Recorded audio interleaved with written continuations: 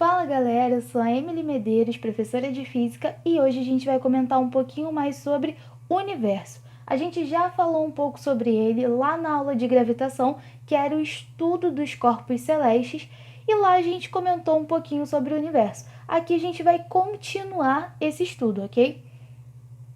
Lá na aula de gravitação, a gente comentou sobre os interesses dos egípcios e dos gregos em observar o céu. Mas eles não eram os únicos povos que faziam isso. A gente tem alguns registros lá dos chineses que datam muitos séculos antes de Cristo.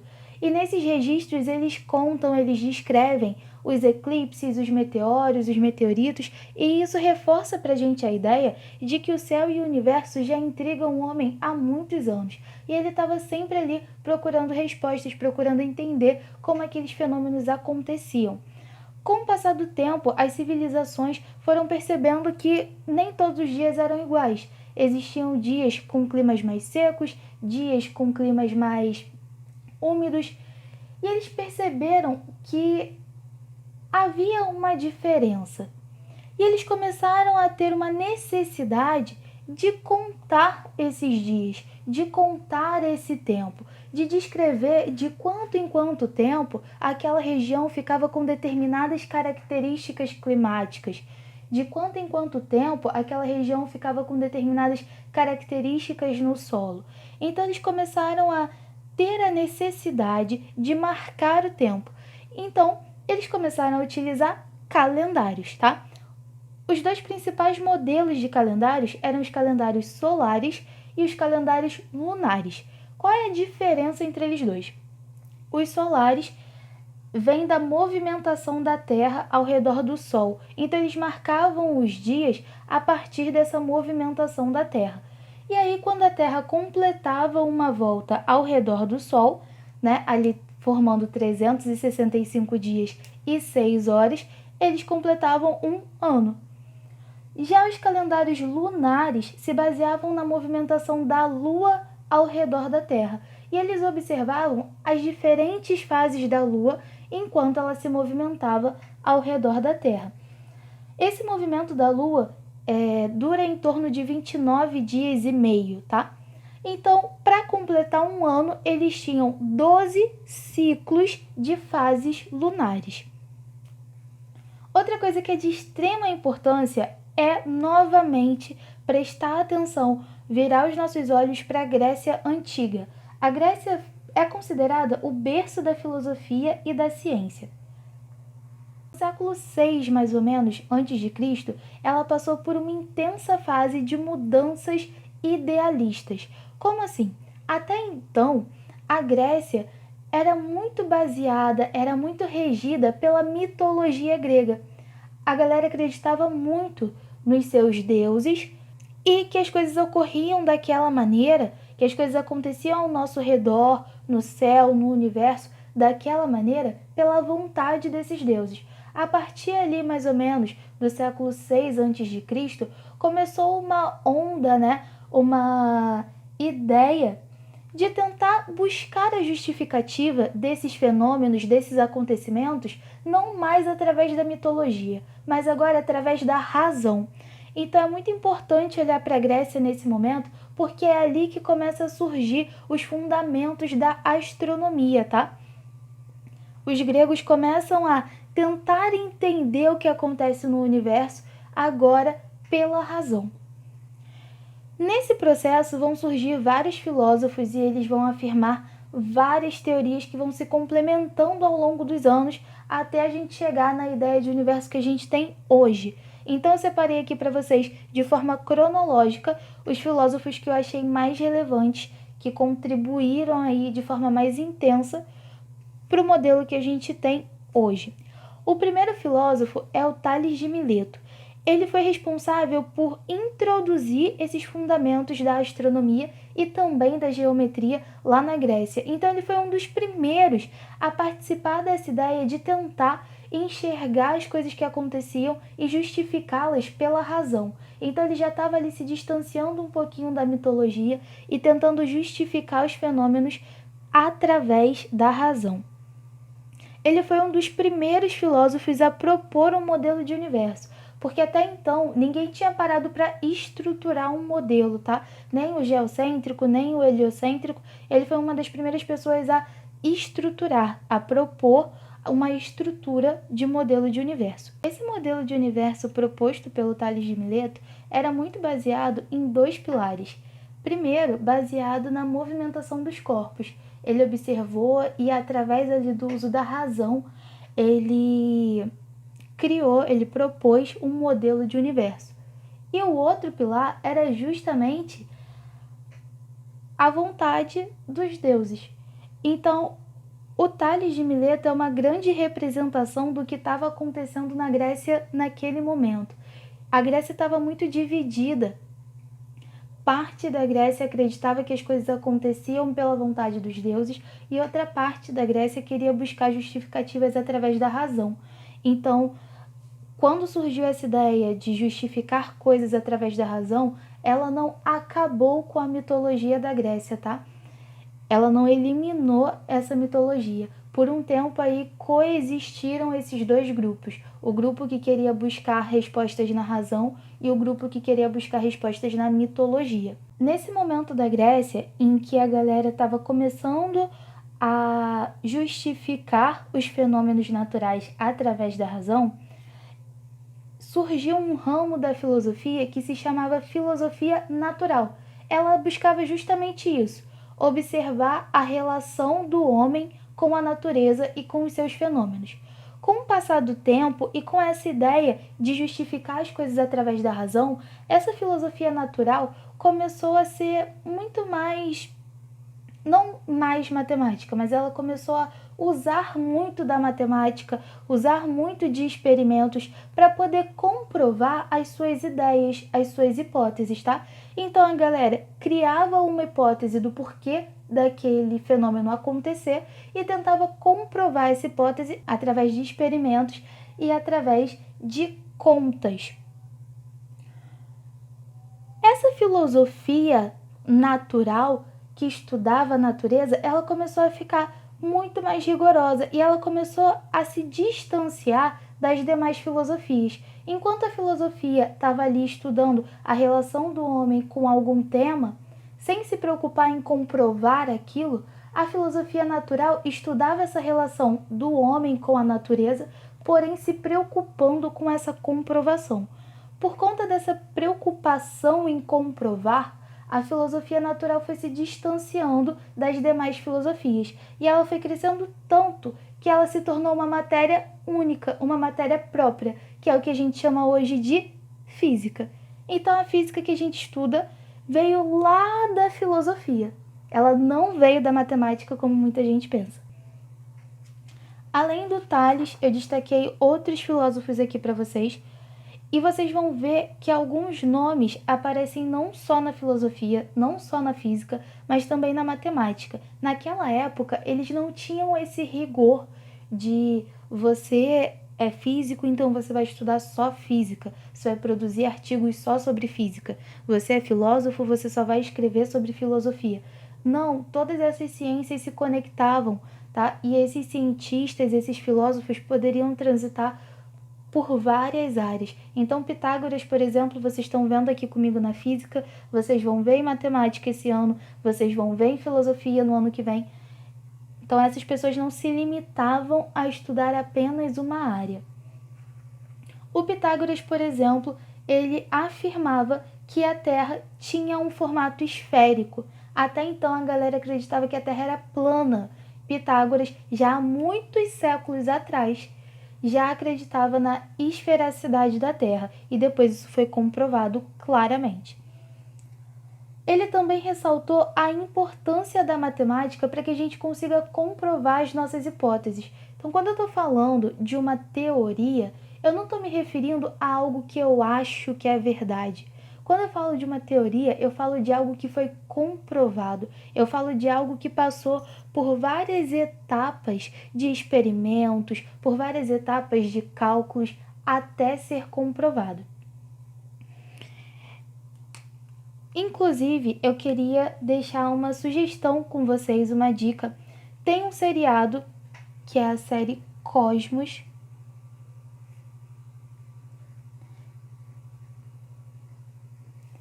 que fala sobre isso. Ela fala sobre o nosso processo evolutivo em relação ao universo. Então ela vai demonstrando como que as pessoas pensavam em cada um desses momentos, como que surgiram essas ideias, né? E como que a gente chegou ao modelo de universo que a gente tem hoje. É uma série que passa exatamente sobre tudo que a gente está falando nessa aula.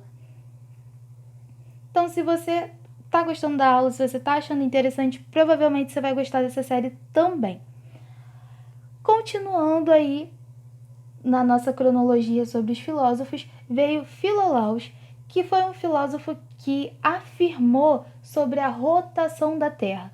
Até então a galera acreditava que a Terra estava ali parada, tá? E Filolaus falou pela primeira vez sobre a Terra estar se movimentando ao redor do seu próprio eixo, tá? Repara que ele já está usando a ideia da Terra ser esférica, como Pitágoras mencionou, e aí ele afirma que a Terra está girando ao redor dela mesma. Posteriormente a isso vem Eudóxio e propôs uma duração correta para o ano. Ele propôs que cada ano tem 365 dias e 6 horas, tá? Além dele, a gente vai falar um pouquinho também sobre Aristóteles, outro nome que vocês vão ver aí em várias matérias.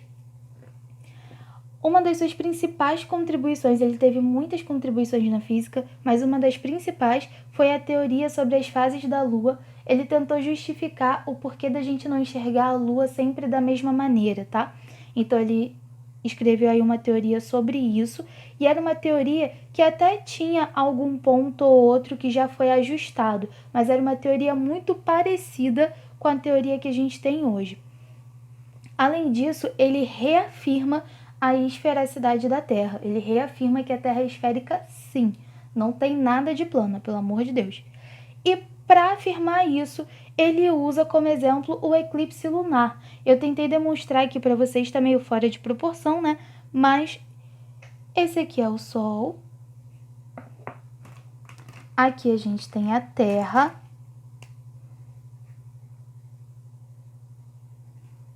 E aqui no cantinho a gente tem a Lua. Minha caneta preta tá falhando? Então vou escrever de outra cor. O que é um eclipse? O eclipse acontece quando corpos celestes se alinham. Como aconteceu aqui, ó, eu tenho o Sol alinhado à Terra, alinhada à Lua. Quando esses corpos se alinham, acontece o eclipse. Repara no seguinte, o Sol é uma grande fonte de luz. Ele vai mandando luz para tudo quanto é lugar no espaço. Quando a Terra fica aqui entre o Sol e a Lua, concorda comigo que ela bloqueia a luz que estava vindo aqui para a Lua?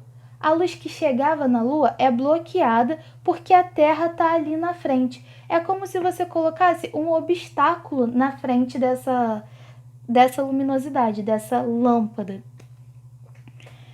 E aí, quando a Lua entra nessa região aqui, ó, atrás da Terra, lembrando que a Lua está o tempo todo se movimentando ao redor da Terra. Quando o Sol e a Terra estão alinhados e a Lua entra nessa região atrás da Terra, ela entra numa região de sombra, numa região em que a luz não consegue chegar. E é por isso que a gente vê a Lua escurecendo. Conforme ela vai entrando aqui nessa região, ó, ela vai escurecendo porque ela vai entrando numa região em que tem apenas sombra. Lembrando que a Lua não tem luz própria, ela apenas reflete a luminosidade que chega do Sol até ela, tá? Então, quando ela entra nessa região de sombra, sem ter nenhuma luz própria, ela fica totalmente escura, e isso é o que a gente vê como eclipse lunar. O que Aristóteles usou para comprovar que a Terra é redonda é que quando esse eclipse começa, quando a gente vai vendo a Lua escurecendo aos poucos, a gente consegue perceber que ela vai escurecendo sempre de uma forma, sempre com uma sombra circular. Então ela vai escurecendo mais ou menos assim, ó. Aí ela vai e anda mais um pouquinho, aí escurece assim. Dá para perceber na Lua que a sombra que é formada nela é sempre uma sombra circular. Então isso dá a ideia de que o objeto que foi colocado entre a fonte luminosa e a Lua era um objeto que tinha forma circular. Então Aristóteles usa isso para reafirmar a esfericidade da Terra. Continuando a nossa linha de raciocínio sobre os filósofos, a gente vai encontrar Aristarco, e daí por diante, os nomes deles só pioram. Vai ficando cada vez mais parecido com um trava-língua, mas vamos lá. Esse foi o primeiro a propor o modelo heliocêntrico. Lá na aula anterior eu comentei com vocês que o modelo heliocêntrico não foi um modelo produzido, idealizado por Copérnico, mas que Copérnico reforçou esse modelo. Eu comentei com vocês que lá na Grécia Antiga teve um carinha que já tinha falado sobre esse modelo, mas a galera não deu muita confiança, não deu muita credibilidade. Esse cara foi Aristarco, tá? Ele foi a primeira pessoa a propor que, na verdade, o centro do universo era o Sol e não a Terra. Ele foi a primeira pessoa a propor esse modelo heliocêntrico. Além disso, ele ordenou os planetas em relação à sua distância até o Sol. Então ele fez aquele sisteminha da maneira que a gente conhece, né? Depois disso vem Eratóstenes, deve estar ficando difícil, que foi o primeiro a conseguir medir com precisão o diâmetro da Terra. Para a galera aí que não lembra o que é diâmetro é aquela distância de uma borda a outra de uma circunferência, tá? Isso aqui é o diâmetro. A gente teve outras contribuições relevantes, como Hiparco, que conseguiu catalogar cerca de 850 estrelas. Isso é um acervo bem grande, né? E por último, que eu separei aqui para vocês, teve Ptolomeu. A gente já comentou sobre ele como uma das pessoas que embasou o geocentrismo, aquela ideia de que a Terra estava no centro do universo, reforçando que não deram muita ideia para o que o Aristarco falou na primeira vez que ele mencionou, sobre o heliocentrismo. Mas Ptolomeu, além de reforçar, de acreditar no modelo geocêntrico, ele também representou tanto geometricamente quanto geocentricamente o universo, tá? Ele fez uma representação ali do universo.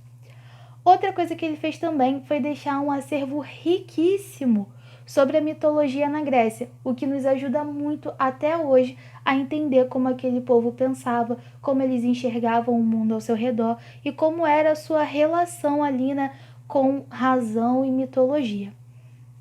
Falando em mitologia, em vários momentos, principalmente nesses momentos iniciais ali das ideias sobre o universo, vários povos tinham as suas próprias crenças, as suas próprias mitologias, né? E aí eu vou comentar agora um pouquinho com vocês sobre os principais povos que a gente abordou falando sobre esses conhecimentos de universo e quais eram as crenças que eles tinham, quais eram os mitos que eles acreditavam, como era a cultura desses povos e como que esse mito, como que essa mitologia os influenciou a ter determinadas atitudes, a se desenvolver de determinada maneira, tá? Então agora a gente vai começar a analisar um pouquinho a relação entre cada cultura e a mitologia envolvida naquela época. Só para deixar claro, quando eu falo mitologia, eu estou me referindo aos mitos de uma cultura e ao estudo deles. Para quem não se lembra, mito é toda a narrativa, toda a história simbólica que um povo, uma cultura usa para explicar alguma coisa, tá? Os gregos eram um povo politeísta, que são pessoas que acreditam em vários deuses.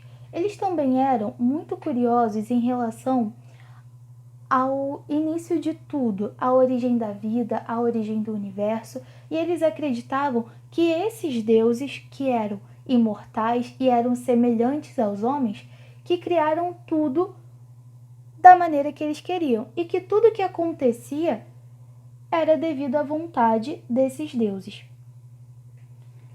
Os gregos tiveram, impulsionados por essa Baseado nessas crenças e nesses mitos, os gregos tiveram uma grande contribuição para o nosso modelo de universo como ele é hoje. Por exemplo, eles nomearam várias constelações.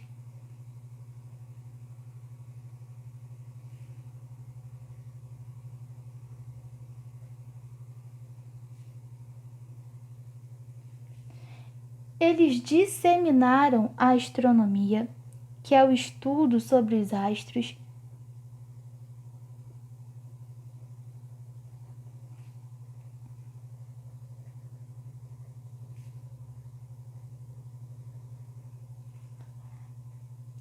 E eles criaram os Jogos Olímpicos, que não são assim um avanço para o nosso modelo de universo, mas é um avanço para o nosso modelo de sociedade. Até hoje nós temos os Jogos Olímpicos e ele foi originado baseado nessa cultura mitológica, tá? Os Jogos Olímpicos eram jogos para homenagear deuses, principalmente o deus Zeus.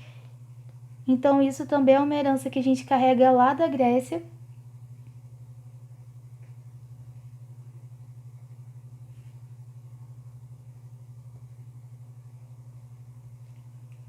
Muito baseada na cultura e na mitologia que eles acreditavam naquele momento. Já os astecas também acreditavam em vários deuses, mas eles tinham uma ideia sobre a origem do universo um pouquinho diferente, tá? Eles acreditavam que lá no início não existia nada, era tudo uma grande escuridão. Em um determinado momento, os deuses se reuniram e decidiram criar um mundo. Só que para que isso fosse possível, eles precisavam de uma grande energia que pudesse iluminar esse mundo. E aí, dentro dessa crença asteca, né, eles precisavam que um desses deuses se sacrificasse para que esse sacrifício gerasse a energia necessária para criar esse mundo. Então era assim que os astecas pensavam. Os astecas foram um povo extremamente inteligente, extremamente rico quanto à arquitetura.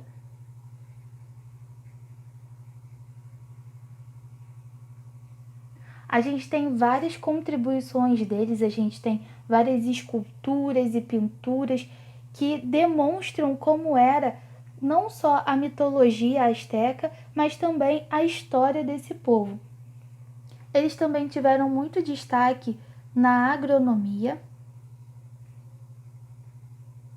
na medicina, mas eu vou destacar aqui para vocês o destaque deles na astronomia, que também foi um destaque muito importante, muito relevante. Eles eram uma população que já trabalhava nessa ideia de contar o tempo como calendário. O calendário deles já previa 365 dias, já separava as estações climáticas, tá? Então eles tiveram destaque em diversas áreas. Já os povos nórdicos acreditavam que o mundo era dividido em 9 reinos. Para a galera que gosta aí da Marvel, é o mundo do Thor, né? Acreditavam que o mundo era dividido em 9 reinos. Um deles era Asgard, que é inclusive o do Thor, que é conhecido como a morada dos deuses. E esse mundo se situava no centro de tudo, tá? Tinham outros mundos. O lugar em que a Terra se situava era Midgard, que é conhecida como a casa dos humanos. Essa mitologia influenciou e refletiu muito no comportamento dos vikings, que eram guerreiros, comerciantes e até piratas.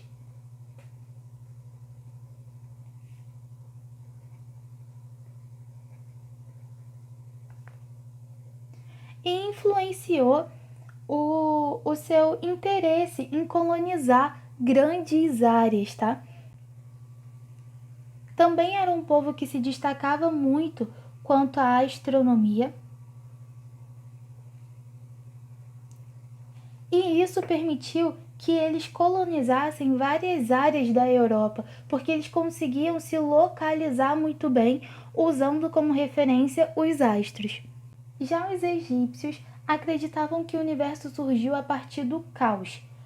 Os principais mitos egípcios relatam lutas entre deuses, principalmente entre Osíris, Íris e Horus, contra o deus Sete, que era conhecido como deus do caos, da guerra, da seca. Então eles relatam que o mundo surgiu a partir do caos, e esses deuses se reuniram para lutar contra esse deus do caos, tá? E aí surgiu o mundo.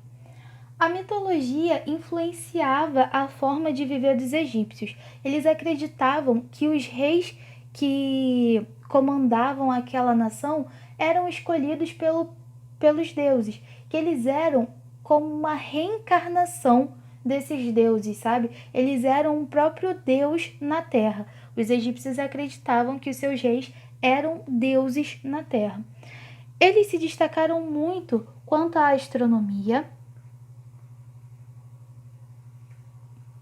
principalmente querendo estudar o Sol, não só o Sol, né, mas querendo estudar o céu e o universo para entender como essas coisas, como esses fenômenos influenciavam na sua vida, influenciavam na sua plantação. Eles também tinham um calendário bem definido, que também era composto por 365 dias. Também já conseguiam identificar e diferenciar as estações, tá? Elas ainda não tinham os nomes que a gente dá hoje, mas eles já conseguiam identificar como estações de chuva e seca.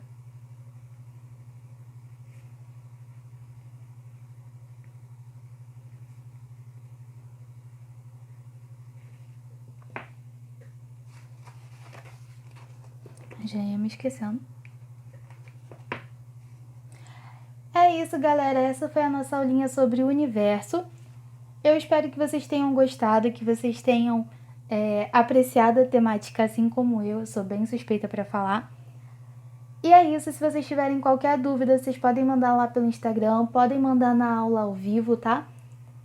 Um beijo e até a próxima!